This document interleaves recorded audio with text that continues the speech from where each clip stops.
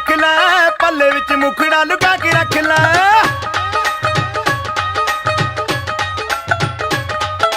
ਨੀਵੀਆਂ ਤੋਂ ਕੁਝ ਚੀਰ ਪਾ ਕੇ ਰੱਖ ਲੈ ਪੱਲੇ ਵਿੱਚ ਮੁਖੜਾ ਲੁਕਾ ਕੇ ਰੱਖ ਲੈ ਐਵੇਂ ਕਰੀ ਨਾ ਕਿਸੇ ਦੇ ਨਾਲ ਪਿਆਰ ਮੁੰਡਿਆਂ ਤੋਂ ਬਚ ਕੇ ਰਹੀ ਨੀ ਤੂੰ ਹੁਣੇ ਹੁਣੇ ਹੋਈ ਮੁਟਿਆਰ ਮੁੰਡਿਆਂ ਤੋਂ ਬਚ ਕੇ ਰਹੀ ਨੀ ਤੂੰ ਹੁਣੇ ਹੁਣੇ ਹੋਈ ਮੁਟਿਆਰ ਮੁੰਡਿਆਂ ਤੋਂ ਬਚ ਕੇ ਰਹੀ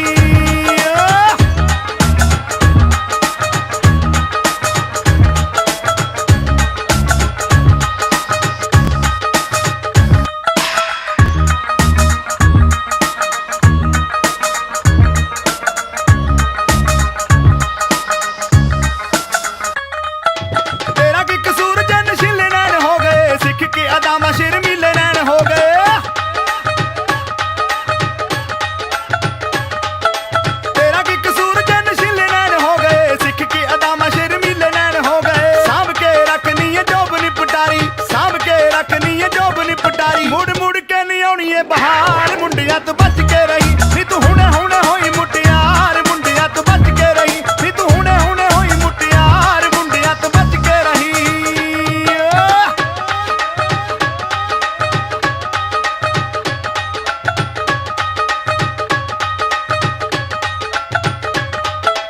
कर दी जवान तेरा रूप डाटा मारदा पतला जलक ना हुनारा भी सहारदा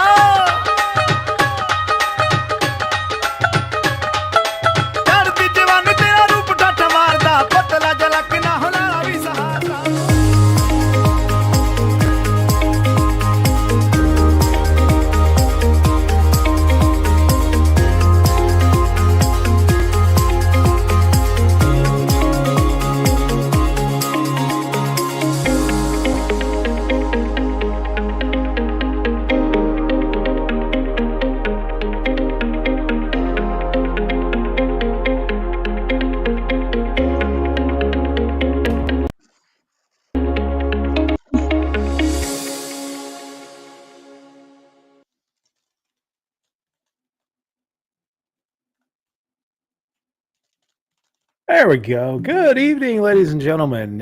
Thanks for joining us on the Political Deep Dive. I'm Dave Valente, joined as always by Dan the Man Fishman. How you doing, Dan? What is shaking, DV? Yeah, man, it's been 4 years and a week. It's been a crazy week. I was worried that when I heard that they were firing all the DEI people, that they were going to find out that you were a Sabres fan, and yeah. All right, well, I think that works in my favor. They take pity on me. Interesting. Well, that's good because the rest of the NHL doesn't. So no. Although they beat the Boston Bruins the other night pretty handily. Especially because it was a game that Boston really needed. Right, they're right on that playoff cusp. I'm not sure what I want the Bruins to do, but I guess I want them to be in the playoffs. So, yeah. Sabres actually won 3 in a row. So, and I've slept through all 3 games. My sleep schedule's been all whacked this week. So, I might have to sleep for the rest of the season. At this rate, maybe we can sneak them into the playoffs. But yeah, Janice, Groundhog Day, 6 more weeks of winter, and minus 50 years on all other things. That 6 more weeks of winter is not written in stone, however, because Doge has found that cold has been given out too frequently, and so they got into the Treasury, and there's going to be less winter. Well, or nuclear war will burn off all of the winter weather that we might be having. So, we did see this week that there's a meteor that might hit us in 2032, although that's not soon enough, if I'm going to be honest. But don't want to close my eyes. I don't want to fall asleep because I miss you, babe. Well, it was like the late 90s had like 4 asteroid hitting the Earth movies, like right in a row. They're all Deep Impact. Yeah, they're all derived from a book called Lucifer's Hammer by Larry Niven and Jerry Pournelle. Cannot recommend it enough. Look it up. Lucifer's Hammer All holds right. up pretty well. Awesome. Yeah. So this week, I've had some interesting personal times this week. As many of you know, I'm uh, employed by a federal agency. I won't go too many details of where I'm at, but those of you who know me know this about me. Um, so on Tuesday night, I actually, Tuesday was an interesting day for me because in the morning I went and got three vaccine shots and was, had really great 5G coverage and, magnets were sticking to my arms. It was awesome, a great day Nice. until I got to the very end of the day and it's really tired. So I was like, man, I'm gonna go lay down after work and rest. And I passed out until from about 4:30 until well, I want to say about 10:30. And all of a sudden I've got texts, instant messages, people from work, people outside of work that have seen the news.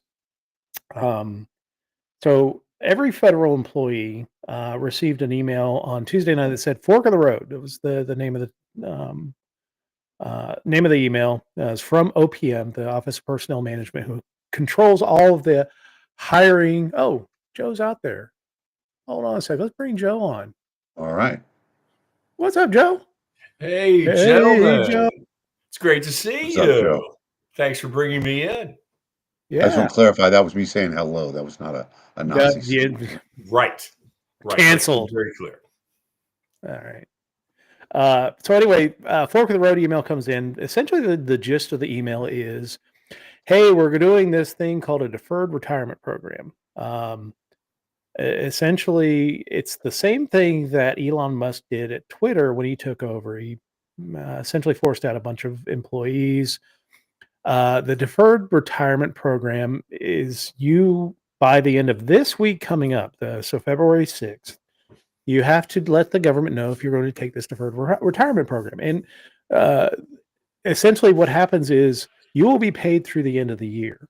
Um, as a federal employee, you do not have to take part in any of the, as federal employees were mandated to return to the office 5 days a week. Didn't have a problem with that. But if you take the deferred retirement program, you don't have to go into the office. Uh, there's a lot of confusing things here, and people will kind of see these as they come out. Um, Essentially, when the end of the fiscal year happens on September 30th, you are then retired from the federal government, and you will no longer be a federal employee. And for those of people who qualify for the retirement programs, they can start drawing on their retirement programs. Those don't will eventually wait until they turn of age to draw their thrift savings program, their FERS, or their I can't remember what the other retirement program is, but most federal employees currently are on the FERS retirement program. So um, the they try and sell this as you can indicate by the end of next week that you're going to retire, and then you won't have to work until October. So essentially, it's 8 months, almost 8 months of severance pay, and Hmm.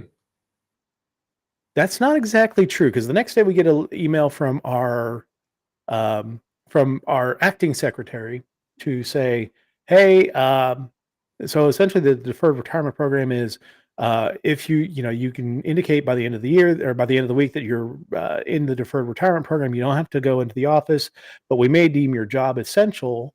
So essentially, you're going to work the entire 8 months for that money. Which okay, don't call it a severance program because you're going to be Working. giving your time to doing that job." Absolutely. Then the next day, we get another email from OPM saying, "Hey, it was like an FAQ on this program, and essentially they're saying that you don't have to work, you can actually get another job." So we're getting all these different things. We're also hearing from employment attorneys and people who are getting into this program. Essentially, oh, Carrie, where's Kara? In the Facebook chat, she said she can't. It won't let her join. Why not, Kara?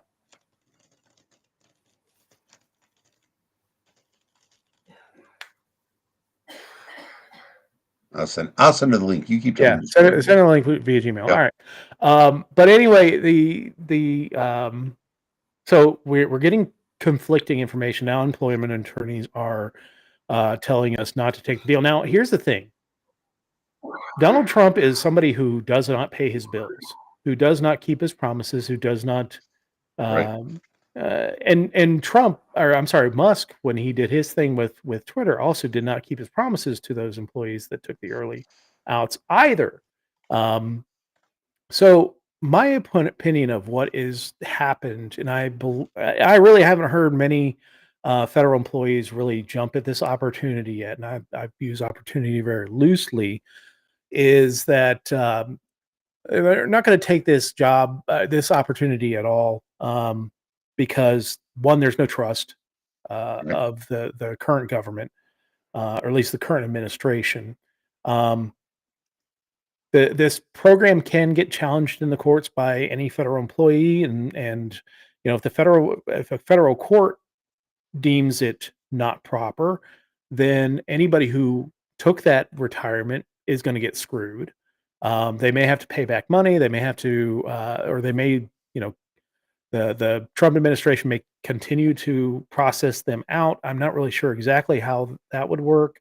Um, so my opinion is let them fire me. The part of the original email was that you can opt not to go into this program, but we are going to, reclassify federal employees. We're going to change, their designation, change your designation, so you may get reduction in pay, you may get a reduction in workforce, so you may lose your job anyway. So Right. they're using the carrot and stick um, to essentially try and force people to fear for their jobs, and this is kind of a golden ticket out of fear for your job. You can go off into the federal work, into the private sector to do whatever. Um, you know, Essentially that first email is what I constitute a hostile working environment. If the employment managers are telling you that you better take this job, this deal to resign effectively, or we're going to make your life living hell. That is a hostile working environment. And I've put that in writing with my supervisor, just to have it out there in writing, in case things happen. But yeah, at this point, I'm not going to take this deal. It's stupid. It's Right. part It's and a high parcel of a lot risk. of things going on High risk. with part and parcel with a lot of things that are going on with this administration. They're just running roughshod. Like, why do we even have a Congress at this point? Right. They've just been absolutely powerless. And I'm talking to you Democrats too. You've been absolutely powerless to stop any of the stuff that's going on. Um, They're not even yeah, trying. yeah. But yeah, this is an absolute cluster of all things. And people say, well, there could be industrial actions. As a federal employee, I can't do industrial action. I can't strike. Part of my employment agreement was not to. I give up the right to strike for unfair labor practices. Um, uh, the other thing is they want a loyal workforce. That was one thing that they mentioned a lot um, in that email, was they want a loyal workforce. Um, as a federal employee, and this is the same oath that whether you are president down to senator, down to the lowest of federal employees, if you're a street sweeper in some agency, um, you take the same oath. And the oath is to the Constitution. It's not to a federal employee. Donald Trump is a federal employee, and a temporary federal employee at that. And I'm not taking an oath to Elon Musk. He's not a federal employee at all. He is some quasi administration figure that is apparently stealing our data now. Well, sure sounds like he's purchased the presidency. Yeah, he has purchased the presidency. But anyway, that's where I'm at. So I appreciate everybody who's reached out to me over the last weeks, asking how I'm doing, especially in light of the idiots that are trying to scare a lot of people for really no reason. I mean, we're an easy punching bag, and I get that. And yes, the government is not efficient. And if it was purely an efficiency organization that Doge was being, um, I wouldn't have a problem with it. It is, and it's basically this agency is. At first I thought it was just an agency of revenge, but it also feels like an agency that is now starting to um, it wants to have some kind of grift and wants to have some kind of ultimate control over us.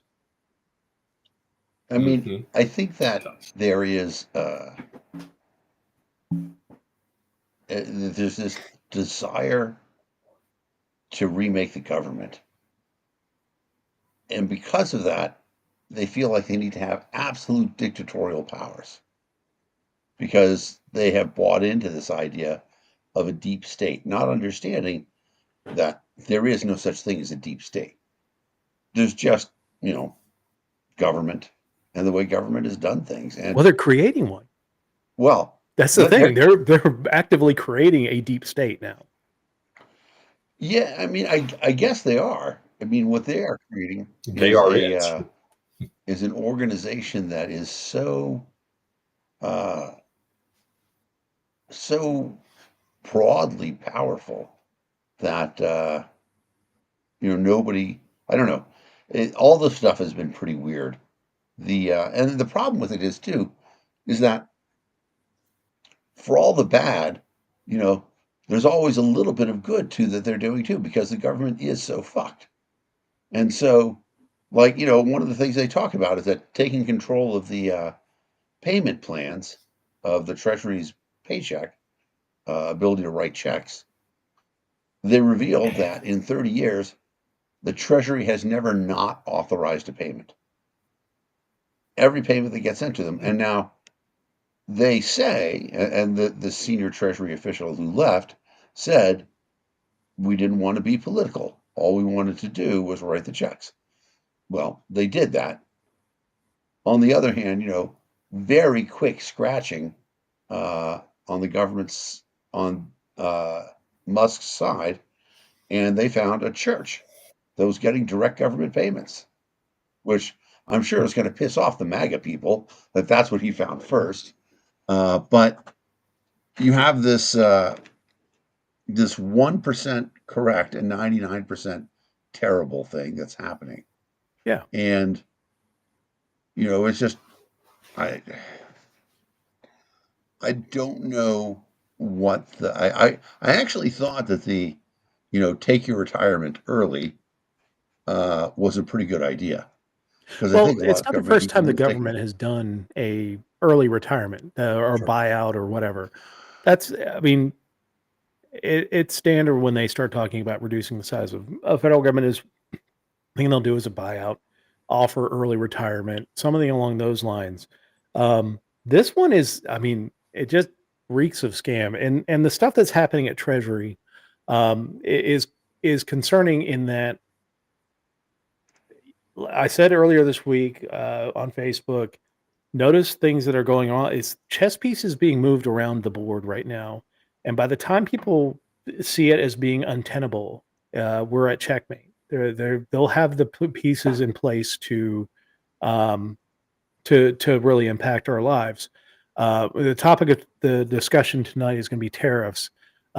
Is our response to tariffs that I think is driving a lot of the real speed on getting access to this data and getting access to the payment systems of the federal government. Um, eh, well, let's just.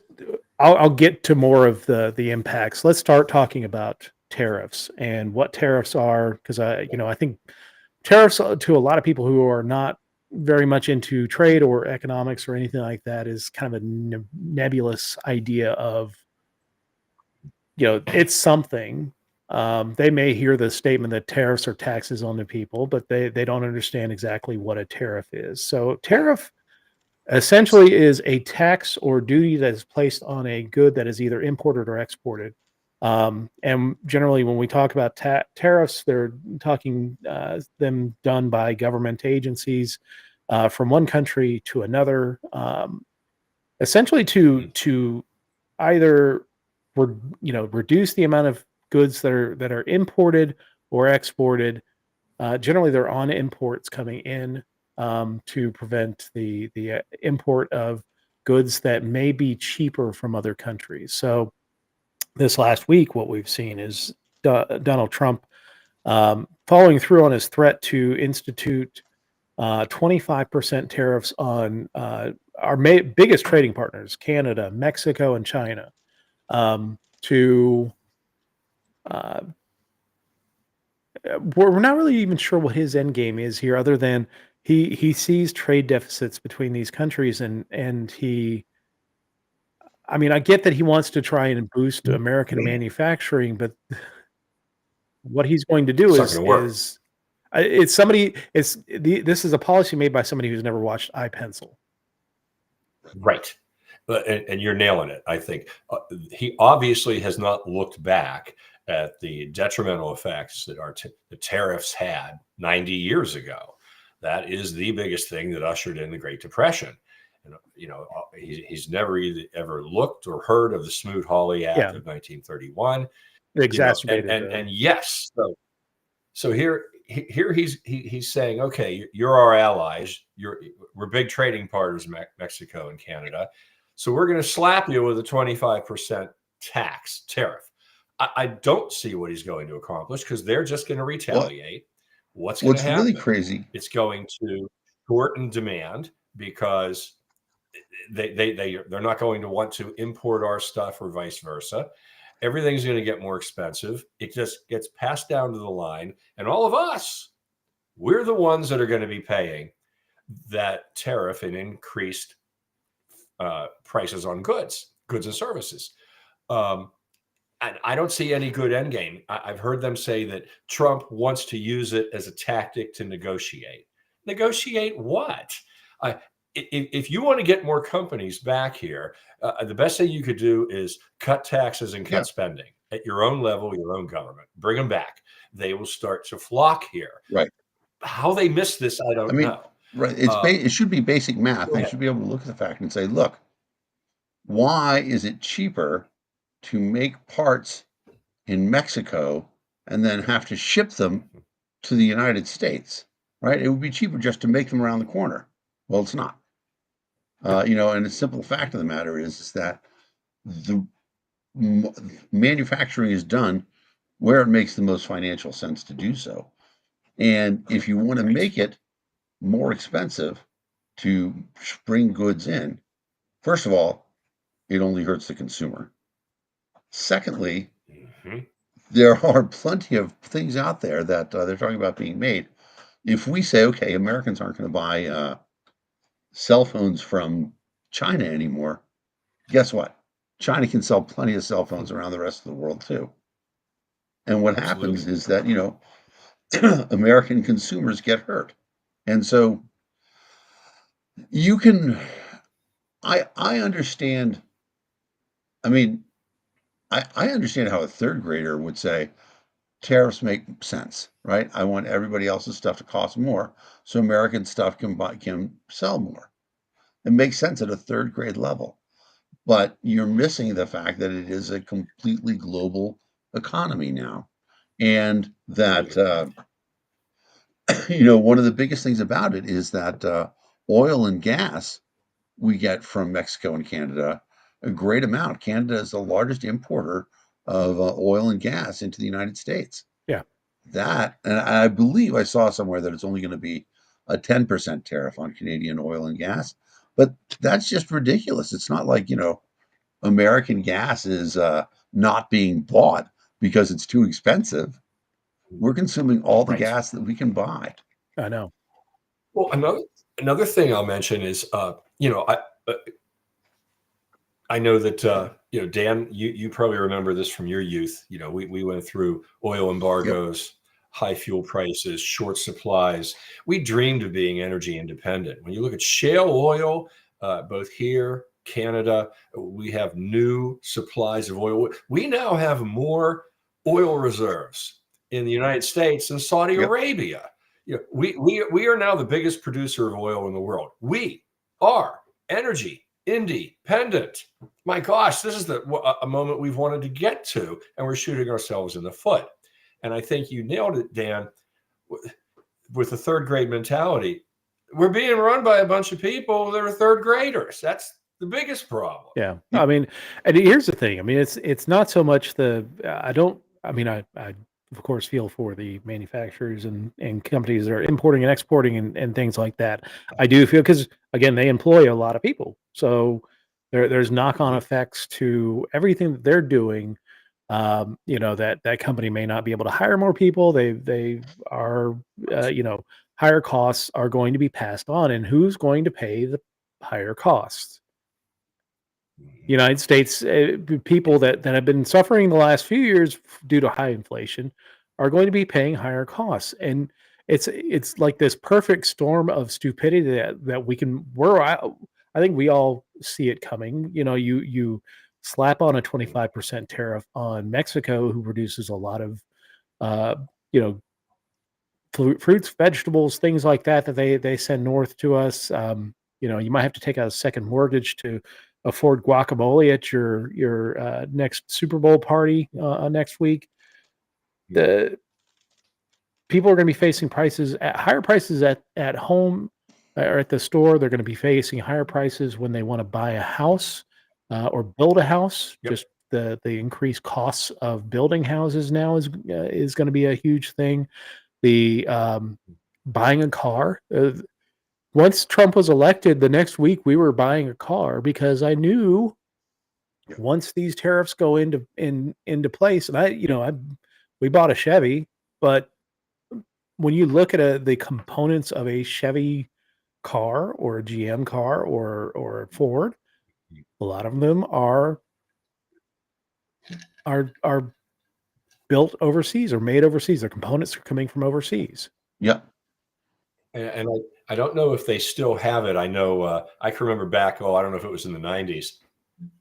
The old Ford LTD, the Crown Victoria. I remember there was a year it was redesigned, and it was technically designated a foreign car because they had a 25-75. If 75% of it was manufactured and made here in the United States, it was domestic. But if it went to 74%, it was classified foreign.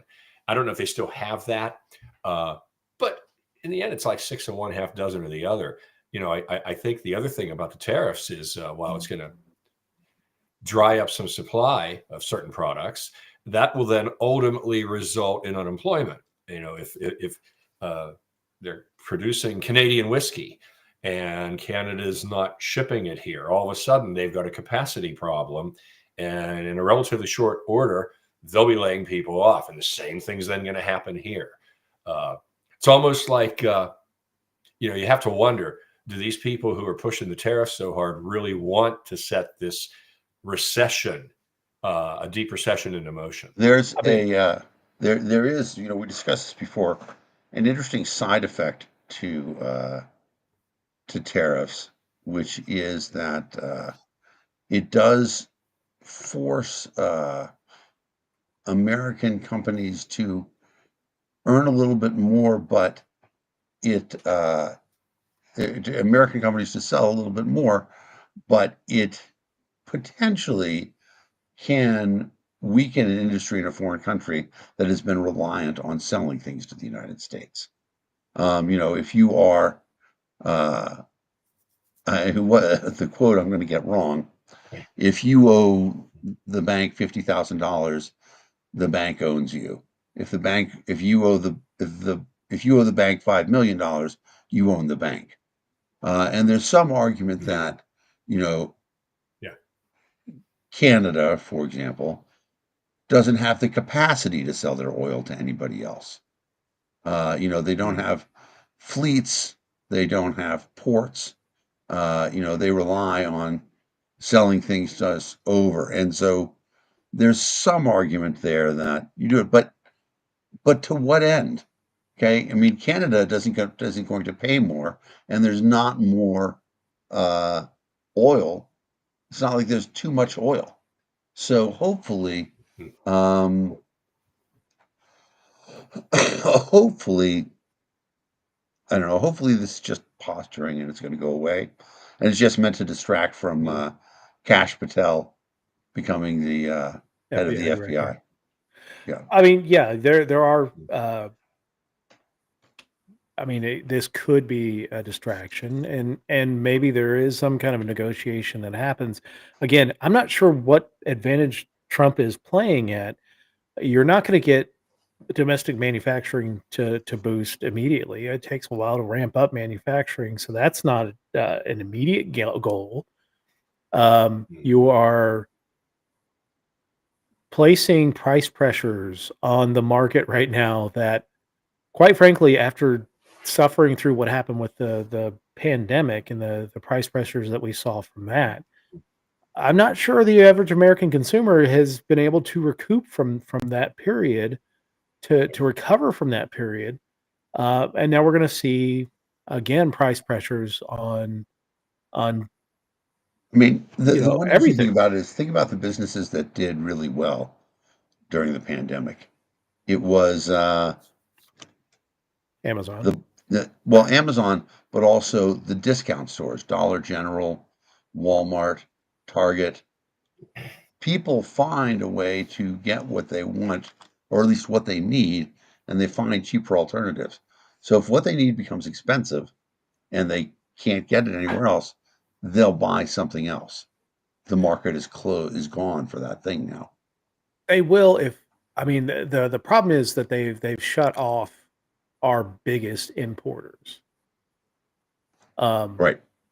so the products, and we all complained when the dollar store went to $1.25. Like, they Right. all raised prices. There's Right. impacts. Yes, we will find a way to feed and clothe ourselves.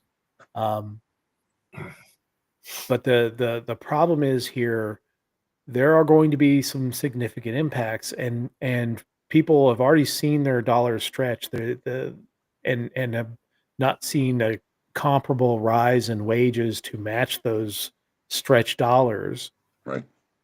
and now they're going to see another stretch. And you know the other part of the tariffs issue is the fact that we're going after immigration, and we're hamstringing our ability to pull the food out of the fields to get it to market. So you're getting hit on both sides. You're not it's going to be expensive, almost prohibitively expensive to purchase foreign produce, and Yeah. then you're not going to be able to get the produce out of the fields to get them to market. And Exactly. Say goodbye to most fresh fruit that comes in yeah, America because it's almost all picked by migrant workers. yeah, absolutely. So Mhm.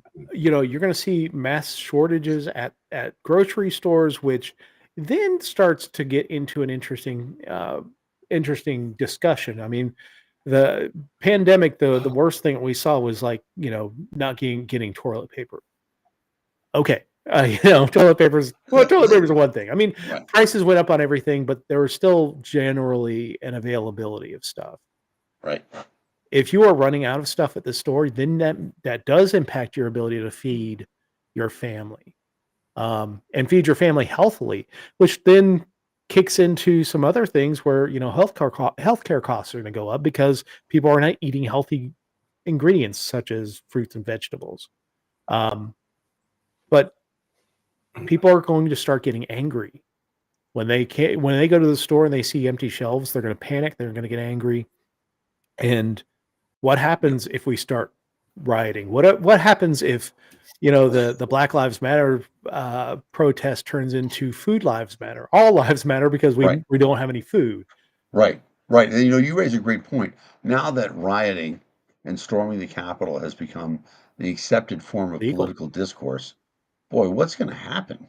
I mean, is there going to be a point in time? And then, I don't expect a Trump-led regime to be as concerned about human lives as the Certainly not. defenders of the But Capitol were.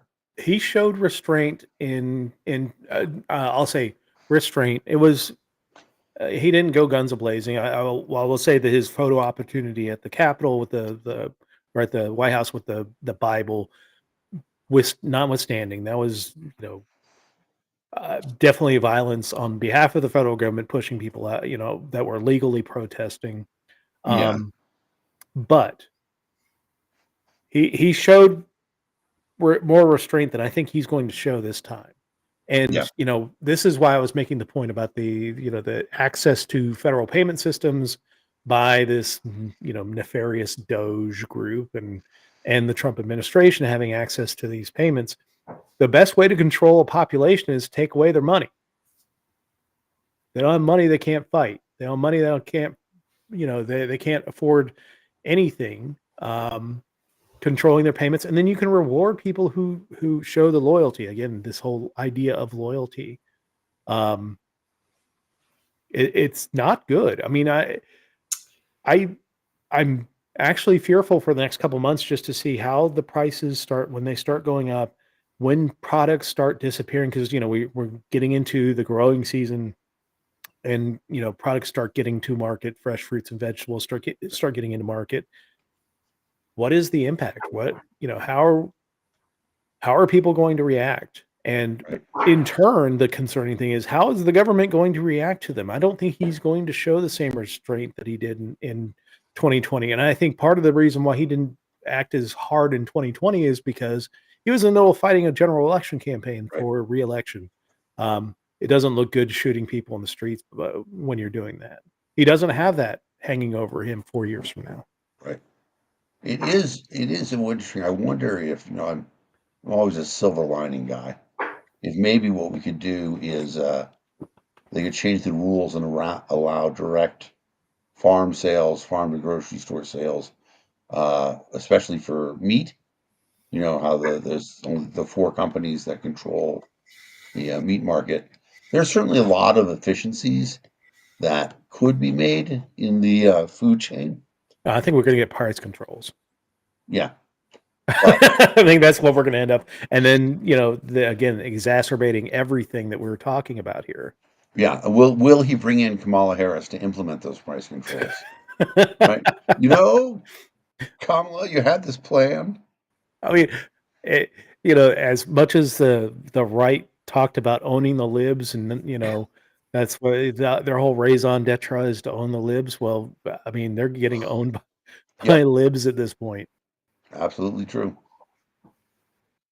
and not the good fun libs like the uh, classical liberals. It's the overly statist ones. Right. It's I The don't know. It's progressive. a the thing is, right? Trump doesn't really care, right? He's always No, been essentially a Democrat, right? I mean, he's given more money to Democrats than he has any other party. Still to this day, the largest single donor to Hillary Clinton. Um, and he's a New yeah, well, Yorker. that's Kamala Harris as well. Exactly. New Yorkers are all fundamentally Democrats. Yeah. But he's authoritarian. And that's the thing about it. He just wants to implement his plan. And so I don't think he cares at all in No, terms of yes. I don't how it think it is happens. either. He just wants his thing. Yep. Yeah. His way. Yep. This is where we desperately need to have a Congress pushing back on him, and that's 2 years away.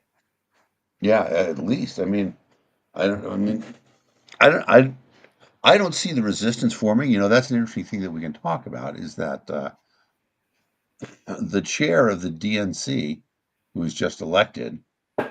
said in their speech, "We don't need to change our message," which a friend of mine who is a hardcore Democrat, he's like, "What the actual fuck?"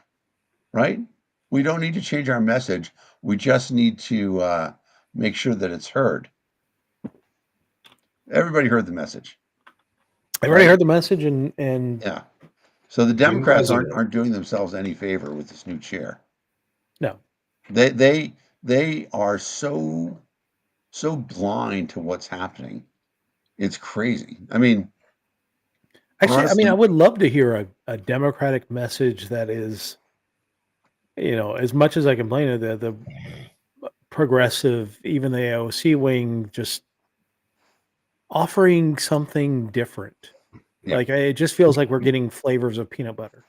Well, right. I mean, if you could get a Bernie Sanders message out there, but the problem is that the Democrats, and they've done it much more effectively than the Republicans, are also in this civil war, but Yeah. they've really blocked the progressives out. In Yes. order to do it, they have gone lockstep with the Pelosi's and the Klobuchars, those people, the old school Democrats who won't let the progressives in. Hmm. The problem with that, though, is that they've completely lost touch. I mean, this is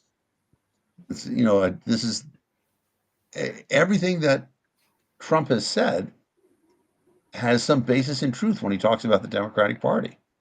That they are elitist, and people are mad still that they tried to push Joe Biden down our throats. Yeah. Right? I mean, the idea that there was a whole year in which Joe Biden could have said, you know what?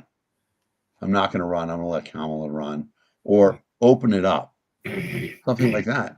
That's the number one thing that people talk about in terms of, what they think the Democratic Party stands for. Yeah, And it's and true. actually have a competition. Like when it became clear, like even if they'd gone through the entire year and then same thing Yeah. happens. Open up the nomination process. Let us Yes. see a choice. Let us Yes. see your people debate ideas on the stage, and then we let your delegates pick the next nominee.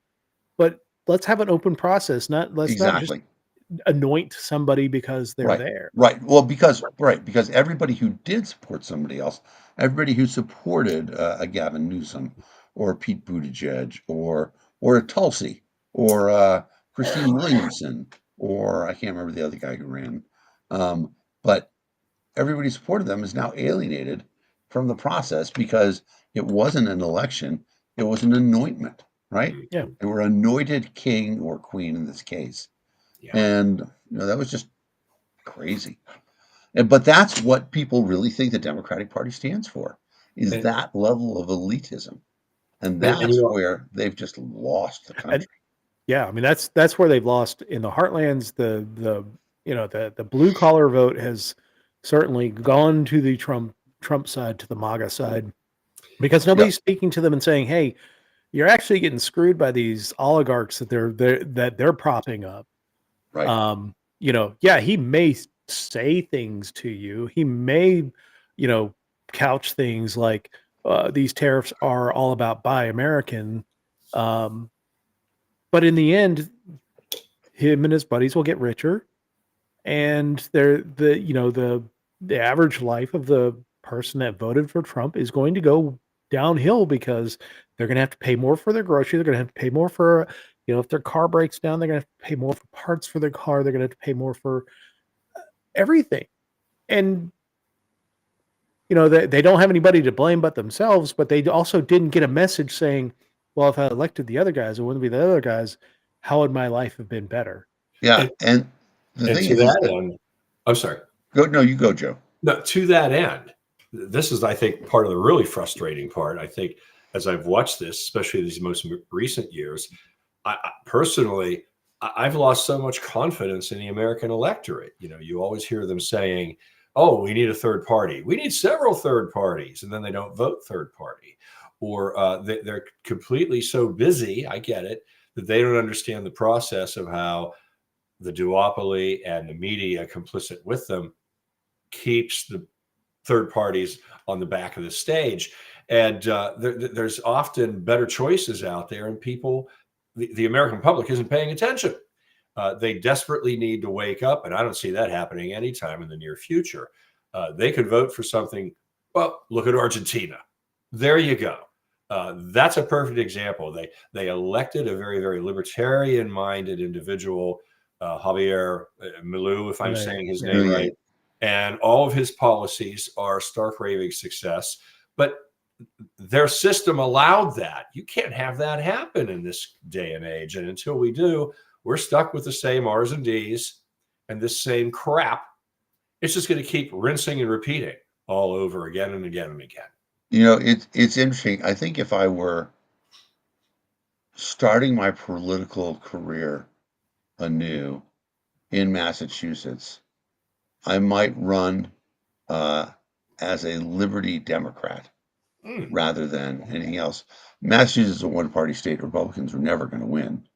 But, you know, honestly, if the Democratic Party, I mean, I can't say this though, because you say, oh, you know, I find some things that I like, but there really isn't. I mean, they're terrible. You know, they're anti-gun, pro-public education,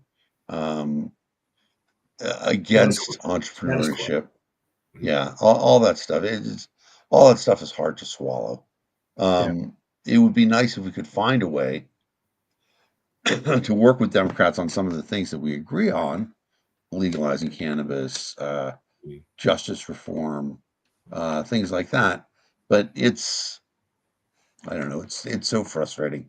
It would be I nice to think have a civil libertarian wing of the Democratic Party that, right. you Well, I know, mean, and that's the nice thing about it. It would be interesting to see if you could build a Liberty caucus inside of the parties, of both parties, and use that as a way to have some consensus on some things, so that you could have a Republican Liberty caucus and a Democratic Liberty caucus. but I mean, look at the Republican Liberty Caucus. It's been kind of a hot Yeah. garbage can. I Yeah, mean, no, I mean it's right. Those I would have a basic test, right? To say, okay, if you want to really be in the Liberty Caucus, you have to agree that it's okay to have a man kissing a man on television. well, the basic tenet is the rights that I advocate are for everybody, and not for just the people I approve. But that worries me, because those small-minded right-wing bigots are happy to throw away their own rights in return for oppressing everybody else. They are. So Well, they're willing to exist in clandestine. yeah, they're willing to be slaves to the state, so long as the state doesn't think they're the worst people. You know, Right? you guys, you made a great point though about like a liberty wing of the Democrat Party and a liberty wing of the Republican. I love that idea. If it could indeed take root, that could be a cool force. And the irony is, there's no liberty wing of the Libertarian Party. This is true. Dang. Right. Well, it's interesting, right? Because the Radical Caucus used to call themselves the Libertarian arm of the Libertarian Party. Yeah. But what they really were was just gatekeepers, right? I mean, they were the people who said that Gary Johnson wasn't libertarian enough because he felt like driver's licenses were reasonable. That's, you know, it's unfortunate. I know we've got Daryl on here, and Daryl famously in the debate made that point. Toasters. Yeah. Hell yeah. But, you know, Daryl gave a great speech when he came down. He was campaigning for president in 2016, before Gary was even in the race. Actually, it was October 2015. He came down to Massachusetts, and he said, and this is before Massachusetts legalized cannabis, he said, you know, I read through the Massachusetts general law and the Constitution. And Massachusetts obviously has a tremendous state constitution. He said, nowhere in there could I find the word tomatoes, right? Lots of people in Massachusetts grow tomatoes. They grow their own tomatoes, but there's no laws about it. Let's regulate cannabis like we regulate tomatoes. Yes. Yeah, I mean, that was it. Honestly, I get a lot of mileage out of quoting Daryl. It's only because he's here that I actually attribute it to him this It's time. a great point. There you go. It is a great point. Yeah.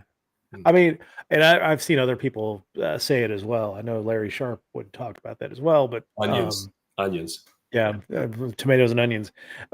Absolutely true. Like you know, it would be nice to build a, you know, we are stuck, and I think we are realizing that we're stuck with two parties at this point. Well, The way that the laws are written, the way that they can gatekeep, we're we would have to wait for another party to die. One of the two Yeah. main parties to die for Lord knows the Republicans are another trying. party. Yeah. They are. You know, there's I do think though that there might be some issues where we can get a broader alignment. My friend Brianna Wu was on Joe Walsh, Congressman, not Joe Walsh, Yeah. rock and roll. She was on his podcast, and Brianna's a very famous woman, transitioned from having been a man. She's at the heart of Gamergate, which was pretty controversial, but goes around talking about trans issues. And she said on the show, she said, "Look, I think I can probably get most Republicans if I tell them I had a medical issue. I don't expect the government to pay for it, but I want the freedom to seek the treatment that I want and live my life the way I want to." I think most Republicans would say, okay, I don't mind you doing that. But if I tell them, because I identify as a female, I get to walk into a women's locker room and wave my dick around, that's going to be jarring to them.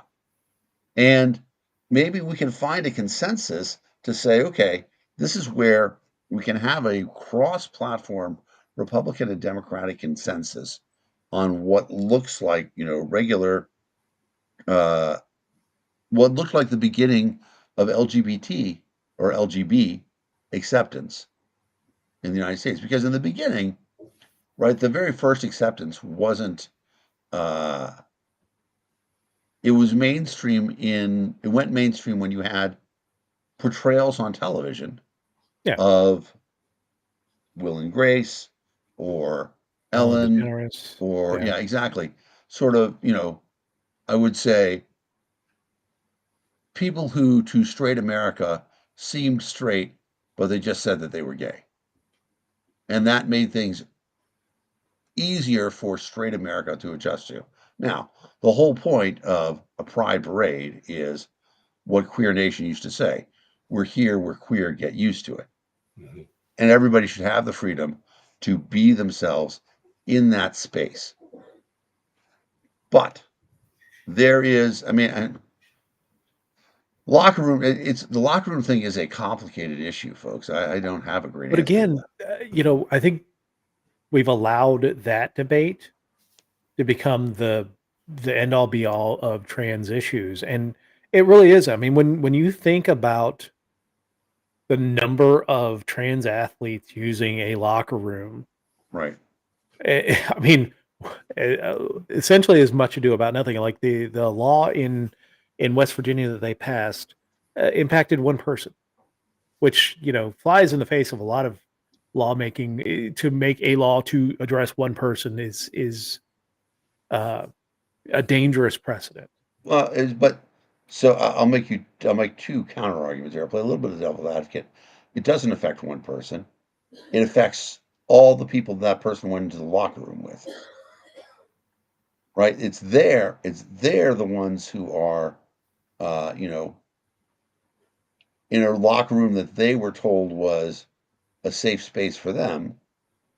And the question becomes, is it reasonable? Is it reasonable for women to say, I want to be in a locker room without male genitalia? That's a tough question.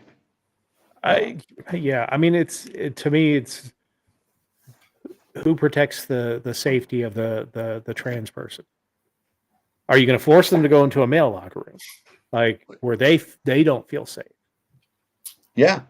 I mean, I mean, it's a great question, but there, I'm going to come back to your point. You're talking about one person. So now sure. the question is, how many people are impacted by? So you're Uh, making a greater good argument.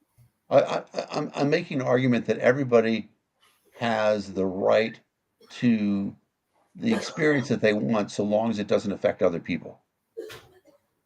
So if you know, Well, I mean, it's almost like a free speech then, it in is. that because You get to say what you want. You can't force anybody to listen. yeah, I can have male genitalia as long as I don't thrust it in you. Yeah.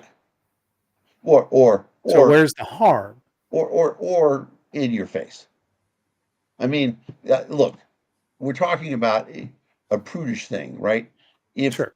if it were normal, if we were past the issues, we could all walk around naked all the time, and nobody would care, I mean, right? people would care if I walked around naked, but that's Yeah. Well, that's a different conversation.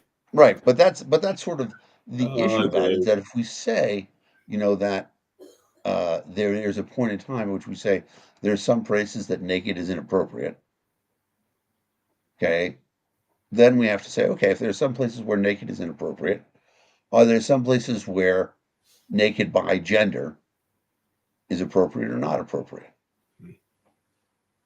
I don't know that we have great answers to these things. I think the best answers you can do is allow people to express what they're comfortable with and make those decisions. Agreed. Agreed. I mean, And I think we should leave it to private establishments to be able to make those rules. So if you well, it, want to go I to a would gym that allows open locker rooms, that's exactly. fantastic. But I will tell you that that's exactly where so many Trump people are saying, but they didn't. DEI was pushing all this other stuff on us, making us accept all these other things. And of course, that's 99% bullshit. But uh, Oh I yeah, can't remember DEI her name now. cause of everything. Right, right. It is such a thing that's being used to split us, and it's being used to split us because nobody can make the compromise. No, Right? I well, think nobody is sitting down to talk to get to that compromise. Like we are exactly just shouting at each other and saying, Right. "Well, you're a bigot," or "You are trying exactly to exactly expose my children." And I get that. We're not even getting to the point of having an actual conversation to actually right, not even debate the issues, just an actual conversation. Just talk about this. right. Mhm. And I think there's a real truth to the fact that most pro-choice people would say, but I'm not in favor of third trimester abortions. At that point in time, you've gone to the end. Maybe Mhm. there's a mother's necessity, life, things like that. Okay, but in general, there's a point in time in which you say, yeah, it is a person. It's viable. This child could have been born, and because Democrats weren't willing to have that part of the conversation, Republicans were able to hit them over the head with it and say, these guys have gone way too far. It's the same thing with guns, right? We ought to be willing to say, and I think many people are willing to say, you can have reasonable behavior that you say makes somebody think that person shouldn't have a gun. And that's not the end of the world. I mean, I'm a Second Amendment guy, but I'm not going to Second Amendment absolutist. I think that when you get to the point that you've threatened somebody, you say, "Oh, you said you were going to kill somebody. We believe you. We're not going to make it easy for you by letting you have guns." Now, I am very much mindful of False what. reporting and Well, who's the guy ran for president in 2016? Doctor at the Cleveland Clinic, oh, uh, Feldman. Feldman. Very Yeah. much mindful of Feldman's quote, where he said, "Do I believe in gun control? Of course. I want people to control guns. Do I want outlaws to have guns? No. I don't know how to stop them. They don't seem to obey the law." Yeah. Look, by making threats, they are acting outside the law, and there should be punishments for that. But I'm also aware of we do have the due process rights in this country, and we need to Right. protect those. Now, am I okay with like a hold until a hearing? I don't know. I mean, like, here's the problem with a lot of the gun control debate when it comes to this stuff is that it it doesn't take into account heated Right. heated discussions, heated things like custody, marital strife, things like that. It doesn't take into account that a lot of stuff that we now see as mainstream was once considered a mental illness.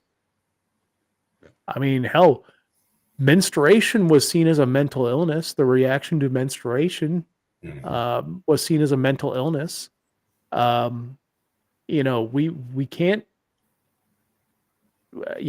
what the government deems as mental illness can be very malleable. And that's Yep. I mean, scary. we're seeing things being changed all the time when it comes to how we view things. We're seeing trans erasure now within the federal government. Their Holy shit! I was looking. websites and literature and all that stuff.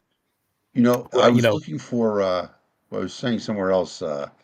Disappointingly, one of the libertarian groups that was labeled as LGBTQ plus has now relabeled themselves as LGP. Yep. And I first of all, I couldn't believe it. I could have been more disappointed. Hmm. And then I said, and we started talking about GSM, which is my preferred term, gender sexual minority. Mhm. And somebody's like, really only libertarians say that. I'm like, no, the government in 2015 had a department under NIH of gender sexual minorities. I went to Mhm. look for it, completely gone from the Oh website. yeah. I mean, they've done such a wipe It's of anything astonishing. DEIA related. Yeah, I mean, it is. I mean, I'm sure you could probably do the Internet Wayback Machine and Well, that's what I did. I did find it on the okay, Wayback Machine. there you go. I mean, yeah, and uh, things are being erased right now and rewritten, and It's um, dangerous. it is Yeah. it is very dangerous. I again very much worried about friends and family members who are in Yes. the Yes.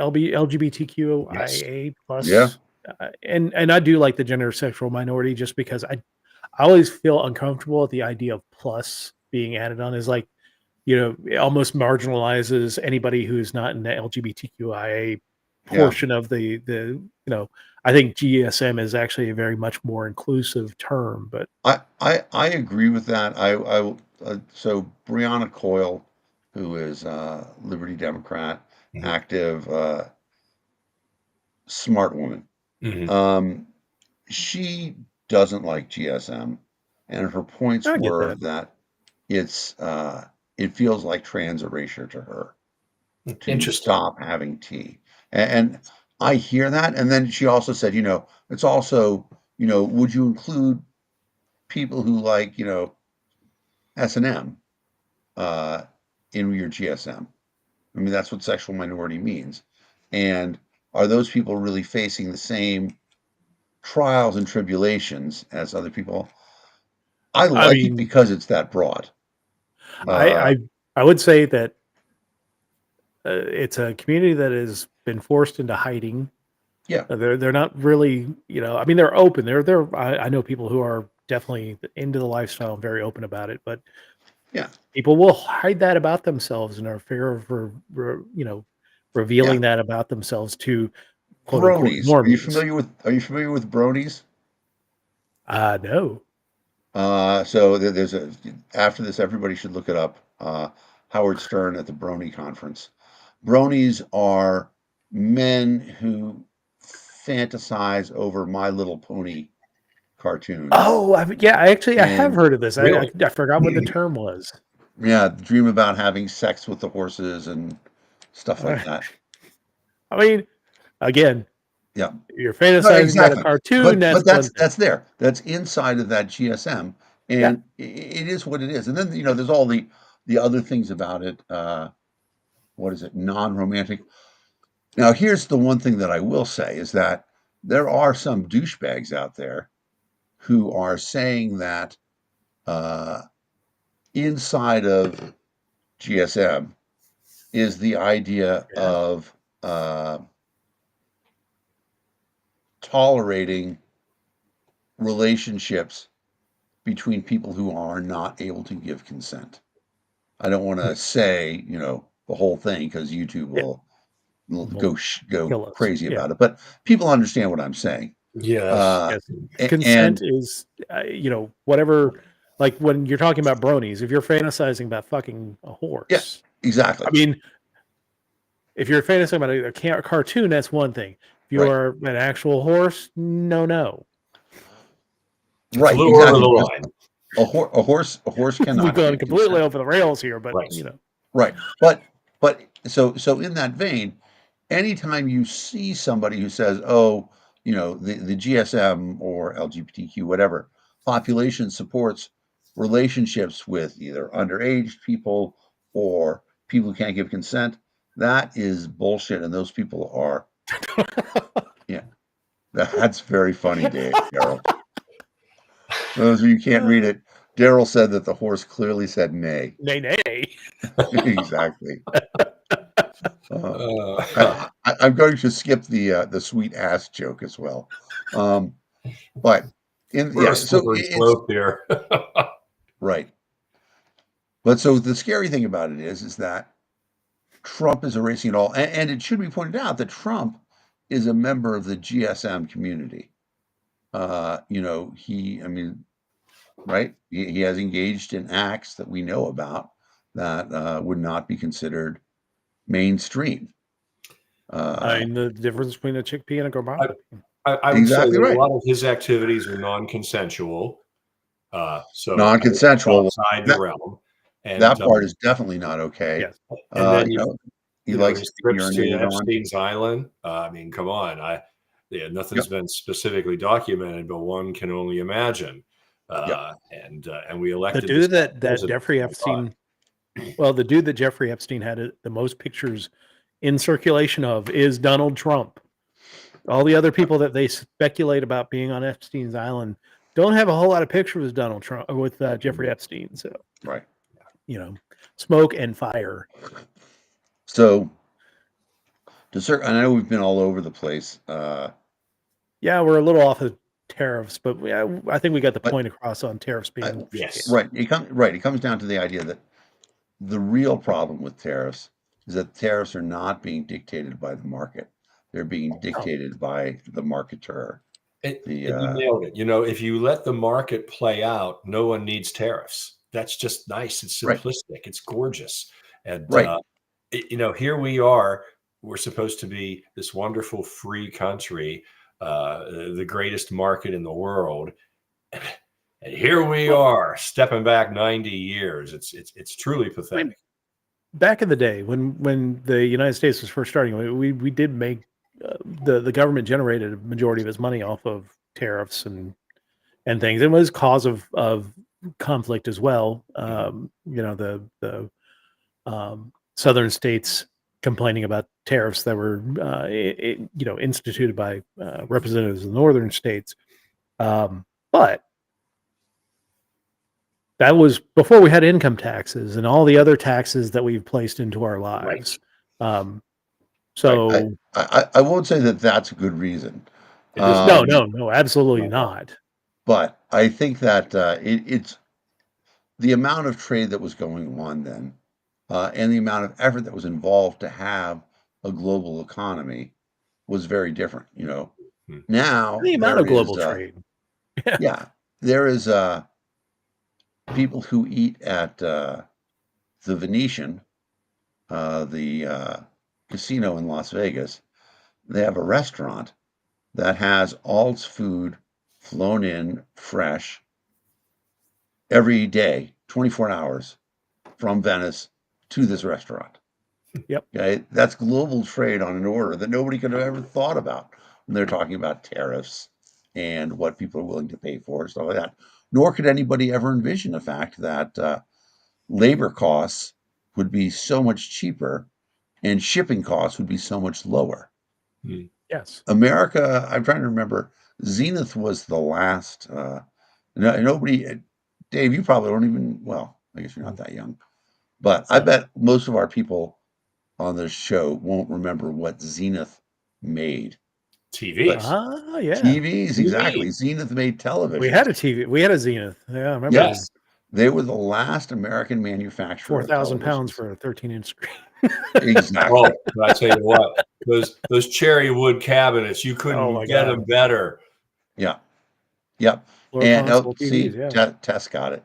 Um, but when that happened, when it went away, it was time for America to stop making televisions. Our economy had moved on. We didn't have a need to have those jobs anymore. Now, I'll throw this out there as a trivia question.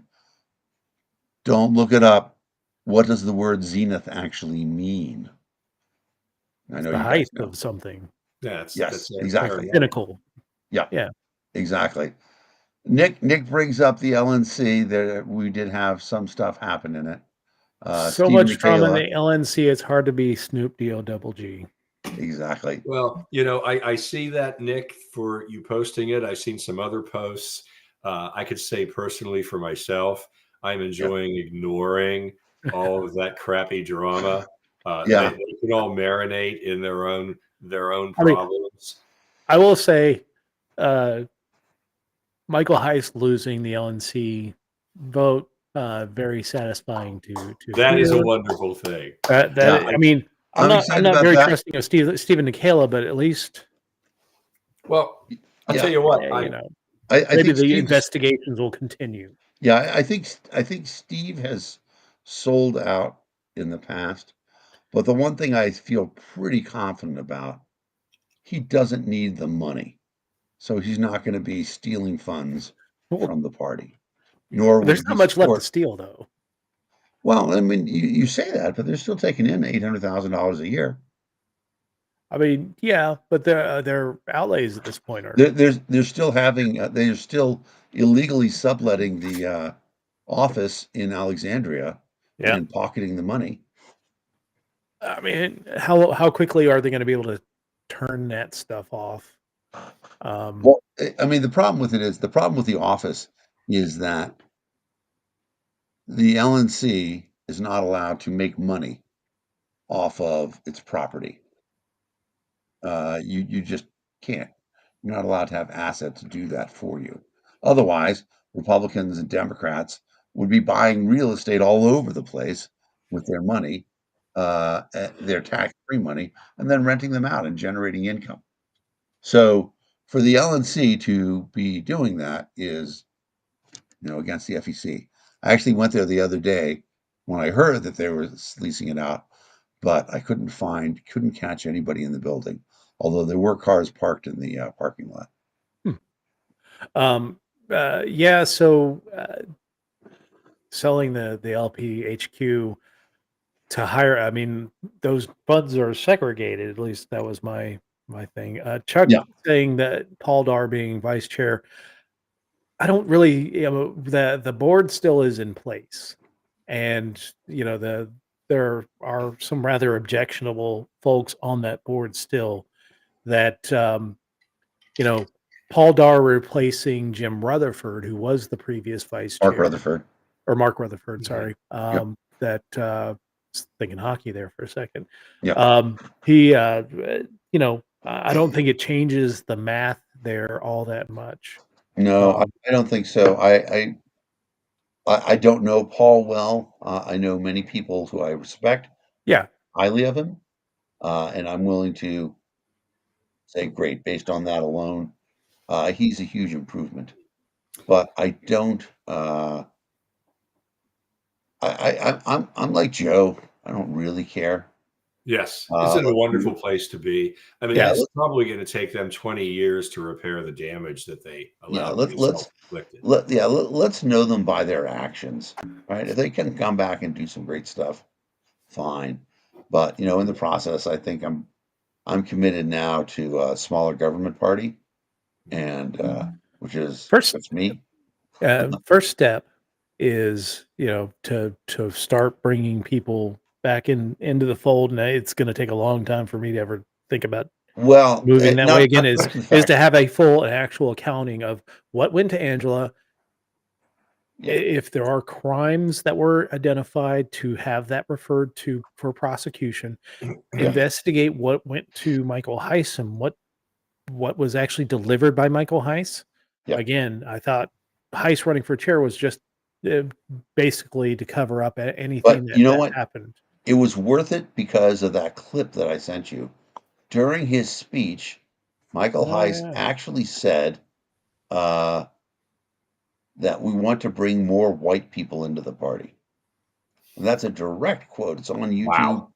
It's on my Facebook page. It's insane. He is a piece I of think, work. yeah, I think Dave's got it here. You gonna play it for us, Dave? Yeah, hold on Yeah. a second. It's free and it's on Yes. YouTube. So that was worth it. I'm glad I got to see that happen. I'm also sad that that's the state of the Libertarian Party. That a statement that nobody would ever have thought. Who would have ever thought? Who would have ever Exactly. thought? Hold All on right, a here we second. go. We need to share the volume. Oh, is the volume not coming through? No, Why? you got to do it like share tab and then share the volume. All right, hold on a second. We're professional. Stop screen sharing. All right, let's see. Don't share screen, just share the window. And there should be a share audio thing in there as well. It says also share. So do Chrome tab and then also share tab audio. Nope, it's not giving me any. I'm on Firefox, unfortunately. So, All right. Here, why don't you let me do it? all right, you do that. Let's see. Where is it? Because it is hilarious. First off, if you're applying to be the chair of a party, I do like at least a collared shirt. At least a collared shirt and comb your hair. I was just gonna say that. Comb your hair. It's unbelievable. It's always a rumpled hoodie. right. Right. It's funny because I see a note from JBH saying that Heiss is furious. Well, he didn't get his way. That makes me feel He better. didn't get his way. Of course he's Right. I think the term is Schadenfreude. Yeah, exactly. All right. So now let that through and tell me if you get audio. Yeah, Dr. Moulton makes a great point that Michael Heiss endorsed Trump on Twitter. Yes. Over Chase Oliver, yet he wanted to be chair of the party. Gosh, unbelievable. All right. Hopefully you can hear this. Let me know if you can't. I promise to work with that staff to make sure those wins are spoken more loudly and focused on, because that's what we need to be doing to white people to further engage in our party. I promise to work with that staff. White people. For white people to further engage in our party. Pretty crazy, right? Oh, unbelievable. Yeah. I swear, man. I mean, are we surprised? Like, is anybody? Oh, no, not surprised. No. Yeah. No. Oh, yeah. my. He defended his support for Trump. Again, are we surprised? Yeah. I mean, it's so fucked. It is. The thing about it is that, like I post, I do really feel like I have to apologize to almost all of my friends who were not political and then got excited about libertarian politics because of what it represented, through my campaign and Gary's campaign and stuff like that. And then to have it turn into this just shitty situation. And now they're embarrassed to say that they ever supported a libertarian. I always tell people that libertarianism is more of a political philosophy than a party. And while the party went right down the tubes, right down the crapper, the liberty principles, the libertarian philosophy, much like our classical liberal founding fathers, endorse. And I think that's a great way to bring it back around. Again, I've kind of soured on the nap, just because I think people have become far too comfortable with saying shitty things without getting a face full of fist. Let me quote Daryl Perry again to you. Daryl famously said during the debate, at some point in time, I'm not touching you, I'm not touching you, I'm not touching you, becomes actual aggression. Yeah. That's a good point. That's a good point. It is. And I think people have become far too comfortable with saying the shitty things out loud. And I'm not about abolishing thought crimes, because I can't control how people think, Right. but for espousing that stuff out, and if you get punched for saying, Yeah. well, we have reached the consequences of our own actions, and Yeah. speech is actions. Yeah. And well, there's a lot of speech that the other part of it is that, and maybe we're getting a little better about this, but we have a Facebook group of these people are bigots, these people are racists, and we screenshot little clips when somebody says something, and that's it, and then we tell them, say, just to let you know, you're perpetually memorialized in the these people are racist group, Mm. because Yeah. what you said, live with it. That's the best we can do sometimes about things like that. Yeah, I mean, if I can't punch you, I'm gonna memorialize you. So, Yeah, let's do all the right, y'all quiz. ready for the quiz? I'm ready. Let's do Yes. this. Looking Let's forward do to it. this. All right, everybody. Quiz was done on January 30th, so everything from Friday, Saturday, and Sunday not there. So, like Philadelphia I was going to say aircraft, the Philadelphia crash. yeah, that planes be dropping. But yeah, let me get the screen up. Allow. There we go. All right. So, weekly news quiz, January 30th, 2025. We see a golden mask or golden head thing. It says plane crash, smoking ban, crackdown on immigration. What do you remember from the week that was? We got people storming the beach. Looked like immigration. I don't know what that is. Looks like a Yeah. old helmet. And or then something. Guantanamo. So, yeah, that was another thing. Somebody brought up Guantanamo earlier, the detention center being opened up, reopened back in Guantanamo to house, quote unquote, the worst of the immigrants. So anyway, question number one: that was the investigation of the mid-air collision. Mid-air collision between an American Airlines jet and the Army helicopter occurred this week near which city? New York, Chicago, Washington D.C., or Atlanta? Dan and I know this because it was our local media market. Yes. Real They're tragic. literally up the river from me. Yeah, Real yeah. tragic. 10 miles I used crow flies. I've been out to that Stony Point, which I think is where they're at right now, or Rocky Point, to watch planes take off and land and stuff. I mean, literally they were right there, ready to land, and just an absolute tragedy. And then to see Yeah. Trump blame it on DEI, Oh, I know. because a people with woman disabilities are hired by the FAA to be air traffic controllers. Well, understand that most of your disability DEI programs were veteran programs. They Well, were to get veterans into the federal government to but serve. he's referencing the female pilot when he says DEI. Also, the female pilot, but he Yeah. also mentioned the FAA program to have disabled people working as air traffic controllers. Again, those are veterans. Yeah. And these are active service members. You are, again, the idea that Trump can call out veterans and service members without any punishment from his cult is amazing to It me, is. because all these people that are backing Trump are like these ultra America patriot first, all this bullshit, and It is. he does this and you can't reason with them. I no, don't even try. can't fix them except with a shovel and an alibi. Hmm. Question number two: which Chinese artificial intelligence model sent shockwaves through Silicon Valley and Wall Street this week? ChatGPT, MindJourney, DeepSeek, or Claude? I think it's Michelle Yeoh. Is what? It's Michelle Yeoh.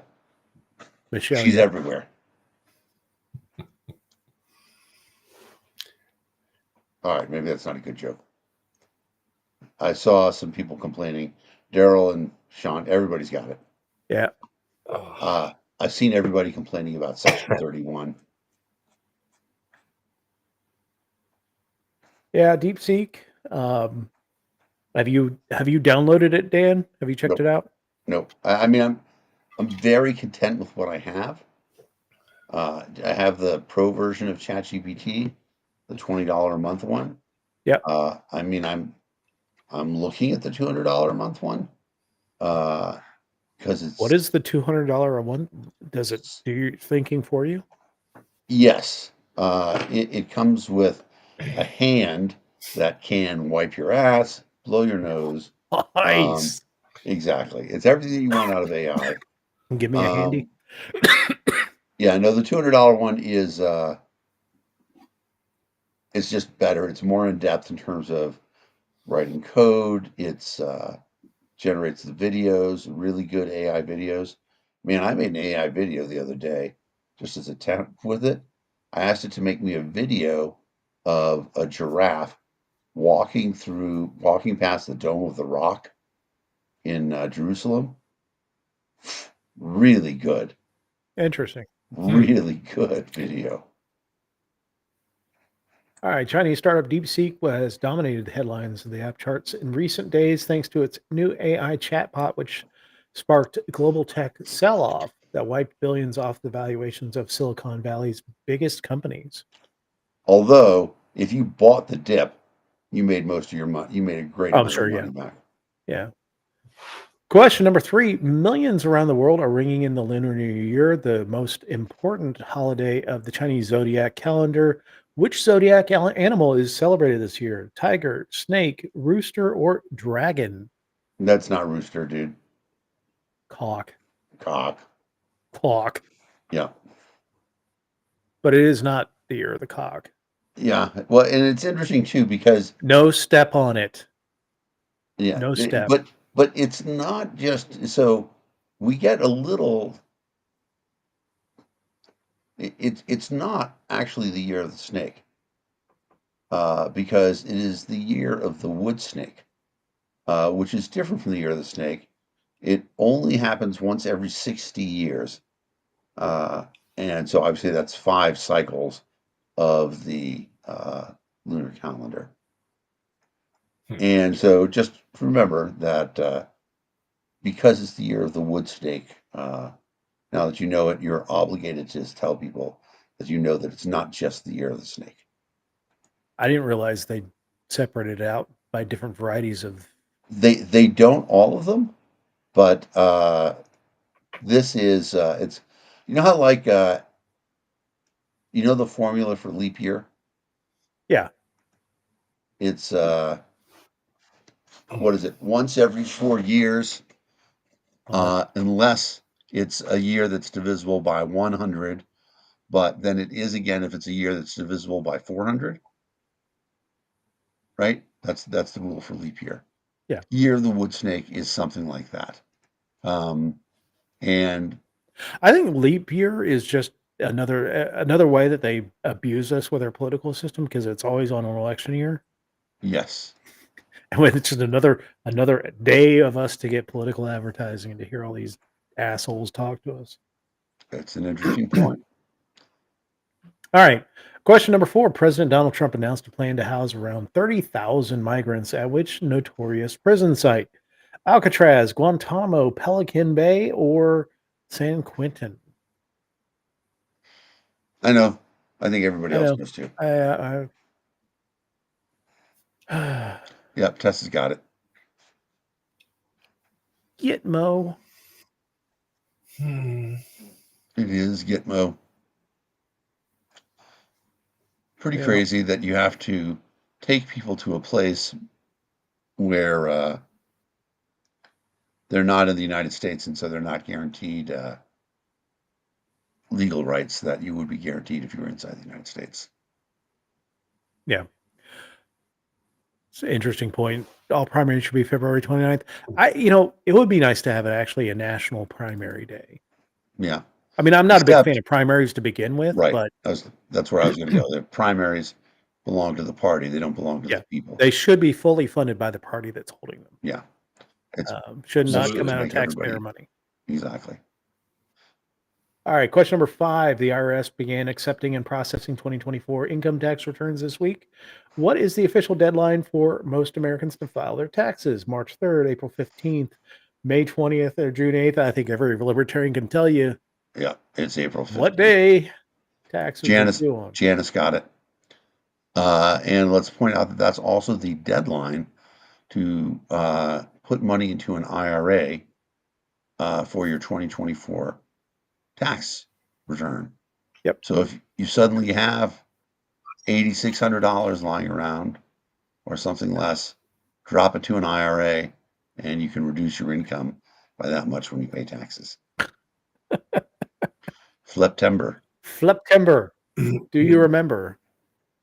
Do you The remember? 31st night of Fliptember. Yeah. Yeah. Question number 6. Which 2 NFL teams are set to face off in the Superb Owl in February? Trick question. They canceled the Super Bowl because the 2 teams were so terrible. I wish. Philadelphia, Kansas City, Buffalo, Detroit, Las Vegas, and Baltimore. Ravens. I mean, Las Vegas, he didn't even make the playoffs. Neither did Seattle. So Pittsburgh and Seattle, no. So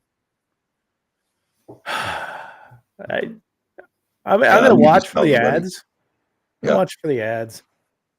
Yeah, I'll watch it. I won't enjoy it. Again, you're going to need to take a second mortgage out to make guacamole for your Super Bowl party. Right. But, yeah. Yeah, but I won't be on the show next week, guys, because I will be watching the Super Bowl. All right. Well, we'll be having our Superb Owl show partaking starting 15 minutes after the game is over. Yeah. And just talking about the ads, what we liked and what we didn't like, and we'll do the quiz. And yeah, I think Kansas City is a 1.5 point favorite. I can't really decide who I want, but I'm going to sweet meter of death. Well, right, exactly. I think my favorite. That Kansas City will win. And then I will say, go Eagles. That's where I'm going to put my vote. Yeah. Dan and I could never root for the Eagles. I wish that there was some way that like I could root for Saquon Barkley and the Eagles to lose. I mean, there has been. Well, yeah, there. I mean, you can do parlay and prop bets and stuff. Oh yeah. Well, I was going to say there's a tough trivia question. Who's the only defensive player to win MVP in the Super Bowl?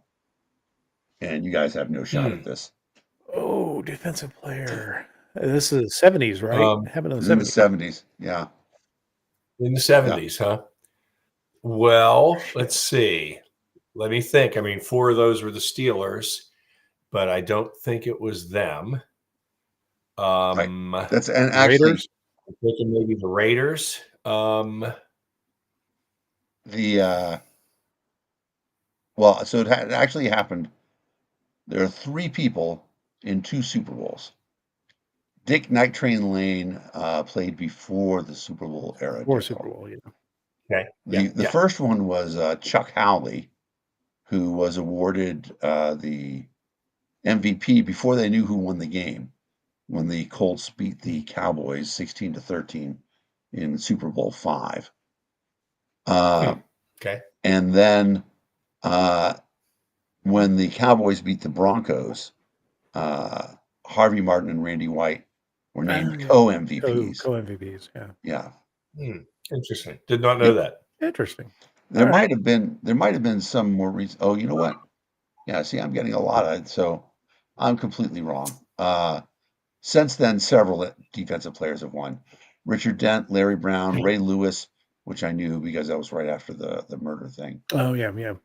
Dexter Jackson, Malcolm Smith, who made the interception, and then Von Miller for the Broncos in Super Bowl 50.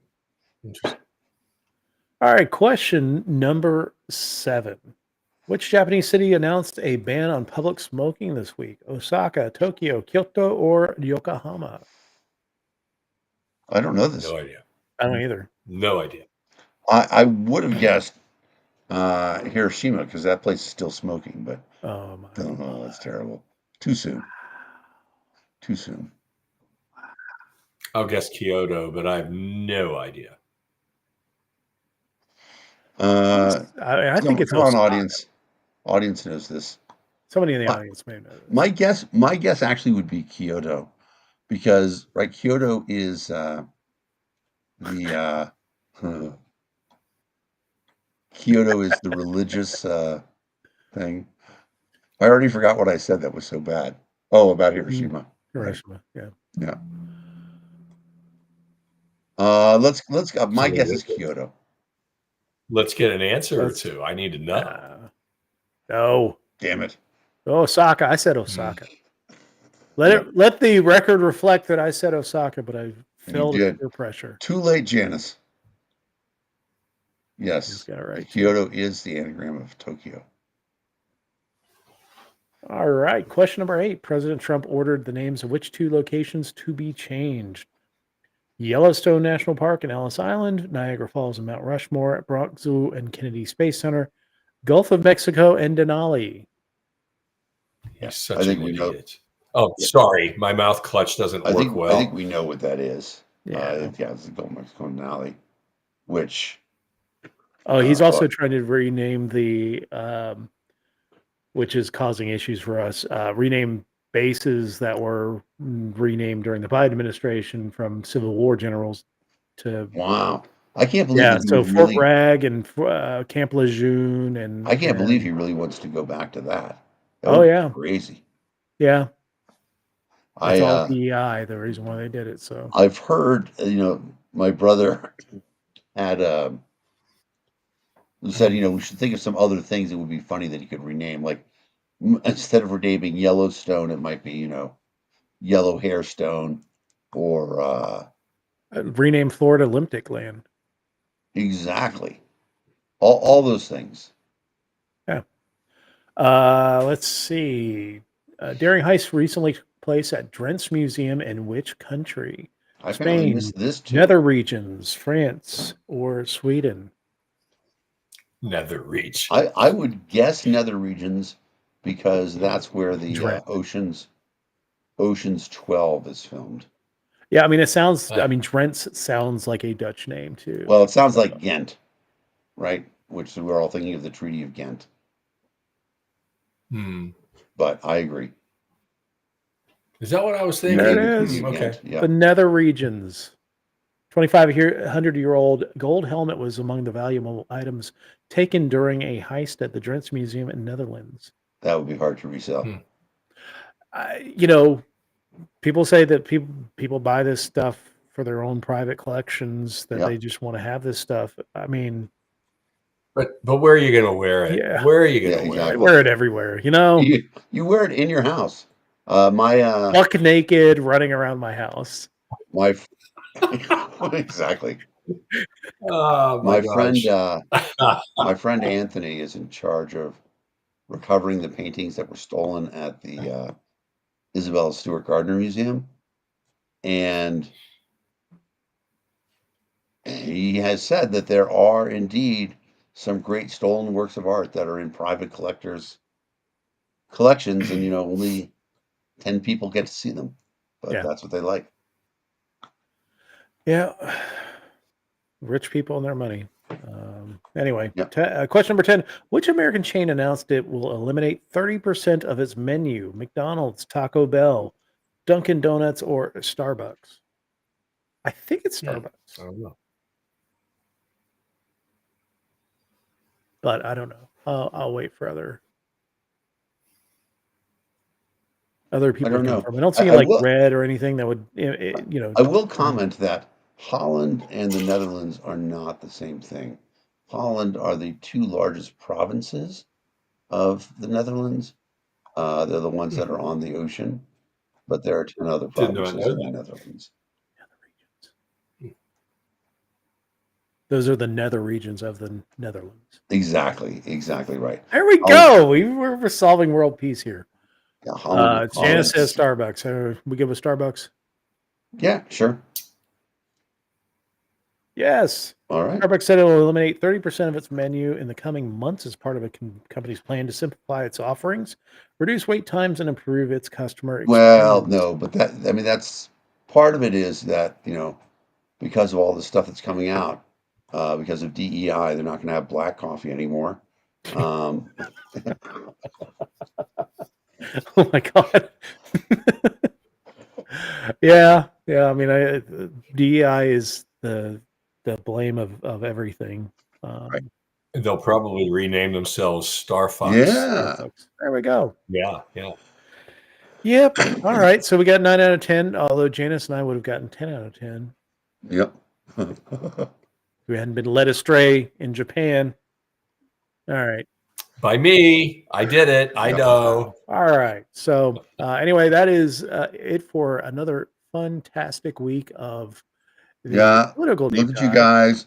You could have been doing something profitable like trolling the last remnants of the people in the LNC meeting.